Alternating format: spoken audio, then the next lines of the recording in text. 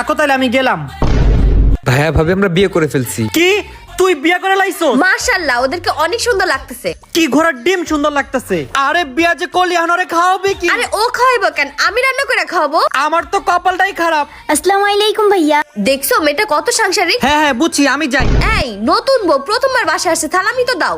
আচ্ছা ঠিক আছে দিতাছি। আরে এই টাকা দিতেছো কেন, সব টাকাই দিয়ে দাও। এই নাও। বিয়া করছে হয় আর বিপদে পড়ছি আমি, থাকো তুমি।